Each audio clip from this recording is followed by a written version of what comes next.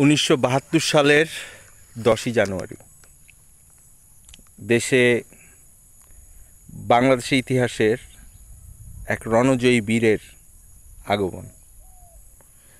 সেই বীর যখন বাংলাদেশে আসে, তার কাছে প্রথম অনেক মানুষ অভিযোগ নিয়ে আসে, কেউ ফুলের তোড়া নিয়ে আসে। তেমনি এক সেনাবাহিনীর হাতে আটক এক মমতাময়ী নারী, যে তার 2 সন্তানকে নিয়ে জেনারেল জাঞ্জুয়া সহ অন্যান্য সেনা অফিসারদের ক্যাম্পে বন্দী ছিলেন, নির্যাতিত ছিলেন। হোটেল ইন্টারকন্টিনেন্টালে যাকে বন্ধ করে রাখা হয়েছিল, আবদ্ধ করে রাখা হয়েছিল। একটা নারী হতে পারে সে বীরঙ্গনা, আমরা ইতিহাস জানি না। সত্য তথ্য জানলে কেউ আমার ইনবক্সে লিখবেন। একজন বীরঙ্গনা নারী বাংলাদেশের স্থপতি, 1000 বছরের শ্রেষ্ঠ বাঙালি বঙ্গবন্ধুর কাছে এসে কাঁদলেন, বললেন আমাকে বাঁচান, আমার সংসারটা বাঁচান। বঙ্গবন্ধু শেখ মুজিবুর রহমান সেই নারীকে আশ্বস্ত করলেন, দেখো মা, আমার 2টো মেয়ে আছে, তুমি আমার আরেকটা মেয়ে, তুমি আমার বড় সন্তান। জাতির পিতা বঙ্গবন্ধু শেখ মুজিবুর রহমানের সেই বড় সন্তানের নাম হচ্ছে খালেদা আক্তার পুতুল। সেই খালেদা আক্তার পুতুলের স্বামী প্রয়াত জিয়াউর রহমান, মেজর জেনারেল জিয়াউর রহমান, আপনারা বলেন মেজর জিয়াউর রহমান। বঙ্গবন্ধু জিয়াউর রহমানকে বলেছিল যে আমার বড় মেয়ে খালেদা আক্তার পুতুলকে তুমি গ্রহণ করবে কিনা বলো। জিয়া বলেছিল, আমি এই দুশ্চরিত্রা নারী যে এবং যেই বীরঙ্গনা নারী, তাকে আমি গ্রহণ করব না। বঙ্গবন্ধু বললেন, তুমি ভুল করছো জিয়াউর রহমান, তুমি আমার এই মেয়েকে গ্রহণ করো। আর যদি তুমি আমার এই মেয়ের গ্রহণ না করো, তাহলে আমি মনে করব যে তুমি বাংলাদেশের দেশদ্রোহীদের একজন। জিয়াউর রহমান একজন দেশপ্রেমিক ছিলেন, একজন মুক্তিযোদ্ধা ছিলেন। তাকে নিয়ে অনেক তর্ক বিতর্ক হয়, তবে বর্তমান সময়ে সত্যটা যখন সবাই বলছে, আমিও যদি ইতিহাসের কয়েকটা পাতা পড়ে থাকি, এই কথাটা আসলে বই পুস্তকে কখনোই লেখা হয় নাই, যা অনেকটা অনুসন্ধানের মাধ্যমেই সংগ্রহ করা হয়েছে। আমি সোর্সগুলো আপনাদেরকে দিব। এখন কথা হচ্ছে, জিয়াউর রহমান যখন খালেদা আক্তার পুতুলকে নিয়ে সংসার করছেন, বঙ্গবন্ধু হত্যার পরে তার নীরব ভূমিকা ছিল, এটা জাতি জানে। কিন্তু বঙ্গবন্ধু যখন জীবিত ছিলেন, সেই অবস্থায় কারো বাপের সাধ্য ছিল না একজন সাধারণ মেজরকে মেজর জেনারেল পদ দেওয়া সরাসরি। একদিন বঙ্গবন্ধুর কাছে জিয়াউর রহমান এসে বলেছিলেন যে আমাকে বিভিন্ন সামরিক গুরুত্বপূর্ণ কাজে বিভিন্ন জায়গায় পাঠানো হয়। আমার যে র্যাঙ্কের কারণে, আমার কমিশনের পরে, পাকিস্তানের কমিশনের পরে আমি যে মেজর যে র্যাঙ্ক নিয়ে আমি যাই, অনেক দেশে অনেক কূটনীতিকের কাছে গেলে আমার এই ছোট র্যাঙ্কটা আমার কাছে বিব্রতকর, আমাকে অনেকে মূল্যায়ন করতে চায় না। সেক্ষেত্রে আপনি যদি দয়া করেন, তাহলে আমার প্রমোশনটা হয়। বঙ্গবন্ধু শেখ মুজিবুর রহমান জিয়াউর রহমানকে মেজর জেনারেলের ক্ষমতা দিয়েছিলেন। 75-এর 15ই আগস্টের পরে প্রেক্ষাপট চেঞ্জ হয়ে যায়, এবং আজকে যারা হেলমেট বাহিনী দেখতেছেন, যারা ছাত্রলীগকে কলুষিত করেছে, তারা শুধু ছাত্রলীগকে কলুষিত করে নেই, এই হেলমেট বাহিনী জামাত শিবির বিএনপির রাজনীতির সাথেও সম্পৃক্ত ছিল, আওয়ামী লীগের সাথে সংযুক্ত ছিল। যেহেতু আমরা সবাই বাংলাদেশে বসবাসরত নাগরিক, বঙ্গবন্ধু শেখ মুজিবুর রহমান রাজাকারদেরকে সাধারণ ক্ষমা করে যে ভুলটি করেছিলেন, সেই ভুলের মাসুল এই জাতিকে 50 বছর পর অথবা 53 বছর পর দিতে হয়েছে। জিয়াউর রহমান হত্যার পেছনে আমি বলবো স্বাধীনতা বিরোধী অপশক্তি আজ যারা মাথাচাড়া দিয়ে উঠেছে, আমি ডক্টর মোহাম্মদ ইউনূসকে জিয়াউর রহমানের খুনের দায় দিচ্ছি। নিঃসন্দেহে তিনি একজন ভালো মানুষ ছিলেন। ডক্টর মোহাম্মদ ইউনূস 1969 সালে মার্কিন যুক্তরাষ্ট্রে যায় এবং কেনেডি সরকারের খুব আস্থাভাজন ছিলেন। তিনি বাংলাদেশের বিপক্ষে থেকে স্বাধীনতার যুদ্ধেরকে নস্যাৎ করার জন্য মুক্তিযোদ্ধাদের বিপক্ষে গিয়ে তিনি কিন্তু আমেরিকা সহ অন্যান্য রাষ্ট্রগুলোতে বাংলাদেশ বিরোধী আন্দোলন করেছিলেন। ভিডিও ফুটেজ আমার ফেসবুক লিঙ্কে আছে, আপনারা দেখতে পারবেন। এই ডক্টর মোহাম্মদ ইউনূস বাংলাদেশটাকে গ্রাস করে খাওয়ার জন্য তার গ্রামীণ ব্যাংকের ক্ষমতাটা সে হাতে নিয়ে নেয়। যেই গ্রামীণ ব্যাংকের প্রতিষ্ঠাতা হচ্ছেন হোসেন মোহাম্মদ এরশাদ। হোসেন মোহাম্মদ এরশাদ জিয়াউর রহমানের খুবই ঘনিষ্ঠ এবং কাছের মানুষ ছিলেন এবং একই অঞ্চলের বাসিন্দা ছিলেন। নিঃসন্দেহে যে কয়টা মানুষের কথা বলছি, প্রত্যেকটা মানুষ খুবই ভালো।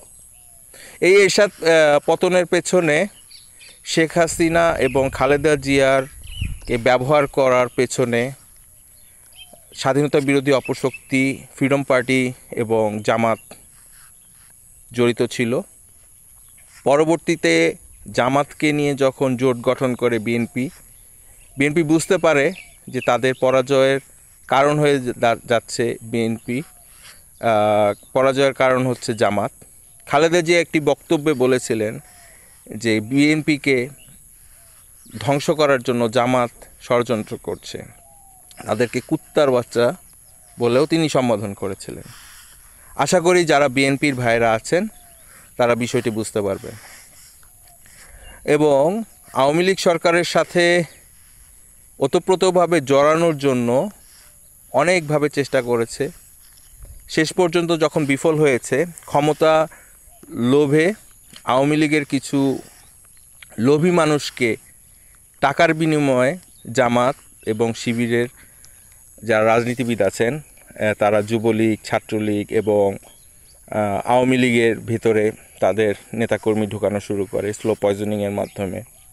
এবং বাংলাদেশ আওয়ামী লীগের যারা লোভী নেতা আছেন এবং বিএনপির যারা লোভী নেতা আছেন তাদেরকে ফাইন্যান্স করা শুরু করে, অনেক অর্থবিত্ত দেয় বিদেশ থেকে। তারা যেহেতু তাদের ইসলামী ব্যাংকের মতো একটা বড় সংগঠন ছিল এবং তাদের ইউনাইটেড অনেকগুলো কমার্শিয়াল প্রজেক্ট আছে, যেগুলোতে তারা যদি লক্ষ লক্ষ হাজার হাজার ডলার তাদের ক্ষতি হয়, তারা এই ক্ষতিকে ক্ষতি মনে করে না। তারা মালয়েশিয়া, সিঙ্গাপুর সহ বিশ্বের প্রায় 13 থেকে 14টি রাষ্ট্র থেকে তারা অর্থ সংগ্রহ করে এবং বিপুল পরিমাণ অর্থ ব্যয় করেছে বিএনপি এবং আওয়ামী লীগের রাজনীতি ধ্বংস করার জন্য, যার নেপথ্যের নায়ক হচ্ছেন ডক্টর মোহাম্মদ ইউনূস। একদম যদি সত্য কথা বলি, ডক্টর মোহাম্মদ ইউনূস যখন সমন্বয়কদেরকে ব্যবহার করেছেন, সাধারণ ছাত্রদেরকে ব্যবহার করার জন্য, সমন্বয়করাই তাদের বক্তব্যে বলেছে যে এক ফ্যাসিবাদ গিয়েছে, আরেক ফ্যাসিবাদকে আমরা আসতে দিব না। এই কথার অর্থ হচ্ছে এক ফ্যাসিবাদ গিয়েছে, আরেক ফ্যাসিবাদকে আসতে দিব না বলতে আওয়ামী লীগকে পঙ্গু করেছি, এবার বিএনপিকে চিরপঙ্গু করে দিব। বর্তমান সময়ে বাংলাদেশ আওয়ামী লীগের এবং অন্যান্য অঙ্গ সংগঠনের নেতাকর্মীদের উপর বিএনপি যেভাবে হামলা করছে, এই হামলার পেছনে একমাত্র দায়ী ডক্টর ইউনূস এবং এই সমন্বয়ক নামধারী জামাত এবং শিবির কর্মীরা, যারা মনে করেন যে বিএনপি নেতাদেরকে অনেক অর্থবিত্ত দিয়ে সহযোগিতা করেছে, তাদের অসহায়ত্বের সুযোগে 17 বছর তাদেরকে তারা শেল্টার দিয়েছে। তারই দায়বদ্ধতায় তারা যখন বলে যে আপনাদের উপর এত অত্যাচার অবিচার করেছেন, আপনারা আওয়ামী লীগের উপর হামলা করেন, ঠিক তখনই কিন্তু তারা আওয়ামী লীগের উপরে, ব্যবসা প্রতিষ্ঠানের উপর হামলা করছে। এবং বিএনপির ভারপ্রাপ্ত যে মহাসচিব, তিনি জানেনও না যে তারেক রহমান আসলে কি নির্দেশনা দিয়েছেন। জনাব তারেক রহমান যে নির্দেশনা দিয়েছেন, সেই নির্দেশনা অনুযায়ী বিএনপির কোনো নেতাকর্মী যদি কোনো মানে ক্রাইমের সাথে জড়িত হয়, আওয়ামী লীগের কোনো নেতাকর্মীকে কষ্ট দেয় অথবা হত্যা করে, যদি এটার দায় তারা স্বীকার করে, তাদেরকে দল থেকে কিন্তু বহিষ্কার করা হচ্ছে। এটাতেই সুস্পষ্ট যে তারেক রহমানও চান না যে বাংলাদেশ আওয়ামী লীগের কোনো ক্ষয়ক্ষতি হোক। তারেক রহমান শুধু এইটুকুই চেয়েছিলেন বাংলাদেশে গণতন্ত্র প্রতিষ্ঠা করতে, এবং এই আওয়ামী লীগের সাথে বিএনপির যে বন্ধুত্ব থেকে যে শত্রুতার সৃষ্টি হয়েছে, আজকে একদম কড়া ভাষায় বলবো, বাংলাদেশ দেশ গঠনে বিএনপির ভূমিকা মানে অনেক ছিল। তারা মুক্তিযুদ্ধে অংশগ্রহণ করেছে, বাংলাদেশের মুক্তিযুদ্ধে অংশগ্রহণকারী বীর মুক্তিযোদ্ধারা বিএনপি করে। বঙ্গবন্ধুর সময় যারা বাম জাসদের রাজনীতি করত, তারা বিএনপি করে। মির্জা ফখরুল আপনি নিজেও জাসদের একজন নেতা ছিলেন, এবং আপনিও বঙ্গবন্ধুর স্লোগান এক সময় দিয়েছিলেন।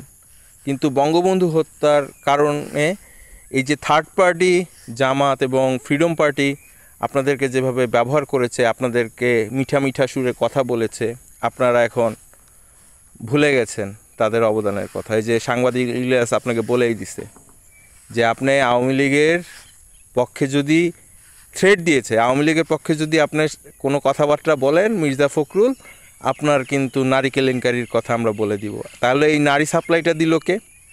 জামাত এবং শিবির। যেহেতু সাংবাদিক ইলিয়াস নিজ মুখে স্বীকার করেছেন তিনি একজন রাজাকারের সন্তান, এখানেই সুস্পষ্ট বাঙালি আপনারা বুঝতে পারছেন যে একমাত্র বাংলাদেশে গ্যাঞ্জাম ক্যাচাল লাগিয়ে রেখেছে, এবং শেখ হাসিনা এবং খালেদা আক্তার পুতুল দুই বোনের মধ্যে হিংসা তৈরি করেছে। যদি বঙ্গবন্ধুর কথা সত্যি হয়, আমাদের তারেক রহমান এবং সজীব ওয়াজেদ জয় হচ্ছেন খালাতো ভাই। যদি তারা একই মায়ের গর্ভের সন্তান নন, শেখ হাসিনা এবং খালেদা জিয়া, কিন্তু তারেক রহমান এবং সজীব ওয়াজেদ জয়ের মধ্যে ভাইয়ের সম্পর্ক। শেখ হাসিনা নিজে তারেক রহমানের বিয়েতে অংশগ্রহণ করেছেন। খালেদা জিয়ার সাথে অসংখ্য অগণিত ছবি আপনারা যদি সার্চ করেন পাবেন। তাদের মধ্যে অনেক সুসম্পর্ক ছিল।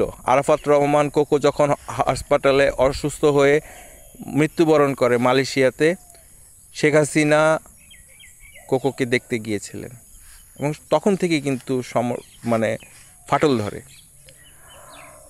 আর এখন সুস্পষ্ট অনেক কথাই বের হয়ে আসতেছে যে তারেক রহমানকে যে রিমান্ডে নিয়ে যে টর্চারটা করা হয়েছিল, সেটা আওয়ামী লীগের কেউ করেনি।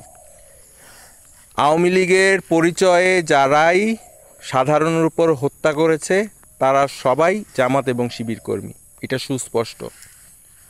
ঢাকা বিশ্ববিদ্যালয়ের মতো বিশ্ববিদ্যালয়ে যেখানে মানুষ তৈরির কারখানা, সেখানে তোফাজ্জলকে যেভাবে হত্যা করার পরে তারা স্বীকার করেছে তারা ছাত্রলীগ নয়, তারা সমন্বয়ক। তারা ছাত্রলীগ থেকে চলে গিয়ে সমন্বয়ক হয়েছে।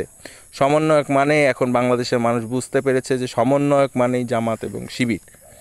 তাহলে সুস্পষ্ট আবরার হত্যাকাণ্ডের সাথে শিবির এবং জামাত জড়িত ছিল, এবং বুয়েটের মধ্য থেকে সুপরিকল্পিতভাবে ছাত্র রাজনীতি বন্ধের জন্য ছাত্রলীগকে অপসারণ করে তারা তাদের ঘাঁটি স্থাপন করে। তারা বলছে যে ছাত্র রাজনীতি বন্ধ করতে হবে বাংলাদেশে, তারা নিজেরাই কিন্তু